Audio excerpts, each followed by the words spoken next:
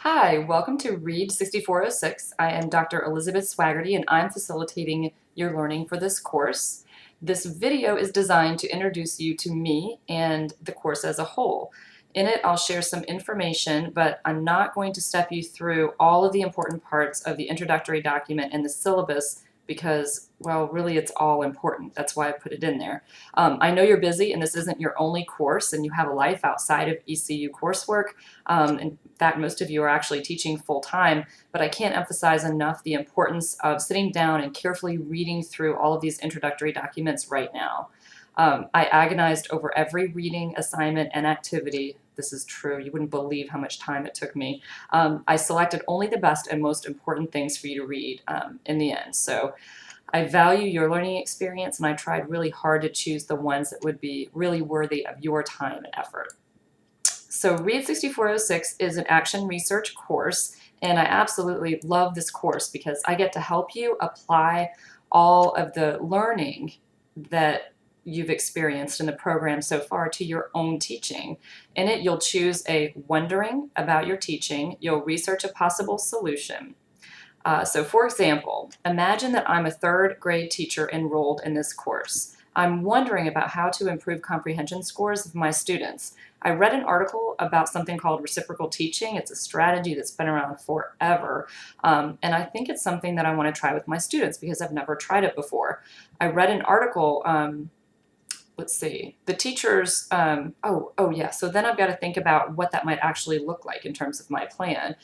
There is a teacher across the hall that will, actually my whole grade level does planning together, but the teacher across the hall, we're very similar in our teaching styles and we kind of stay on track together.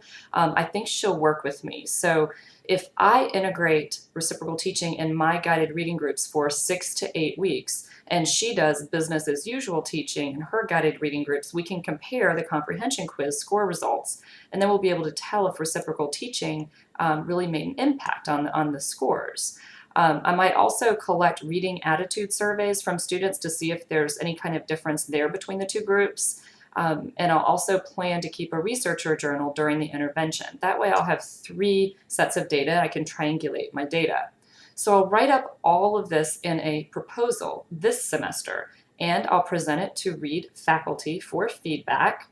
After my proposal is approved and finalized, I'll get approvals from IRB, ECU IRB, and my school district. And the order of these approvals really depends on the district requirements, but our IRB prefers to have all of the district and principal approvals submitted to IRB. However, if you're in Wake County or Durham County, that may kind of be reversed, but I'll work with you on that. So I'll get my district and principal approvals first for my project, and then I'll submit my proposal to the ECU IRB office before Thanksgiving. Once I get that approval, it might take a little while. It takes a few weeks. Then I'll be ready to collect data starting next semester in January. So this whole first semester is the planning, and then next semester is when you'll actually implement your project, collect data, write your paper. So I know this probably sounds a little overwhelming, but I am your instructor, and as your instructor, I'm here to support you as you learn this new information and try new strategies and put your researcher hat on. Keep in mind, I'm your biggest fan. I want you to be successful, and I'll work really hard to make sure that you can be successful in this course. So I want you to help me out by doing your best on assignments and communicating problems, questions, issues with me as soon as they arise. Sooner the better. I'm available to you by email, Skype, phone, or office visit. I'm teaching several courses this semester in several different formats. It's a lot to juggle, so when you do contact me, please include as much information as possible, especially the name of the course and just the name of the course for this would be really helpful. It would also be helpful if you try to find answer to the smaller questions on your own before emailing me. Because sometimes I work my way through email and I find that you email 5 minutes later, you've already found the answer to a smaller question.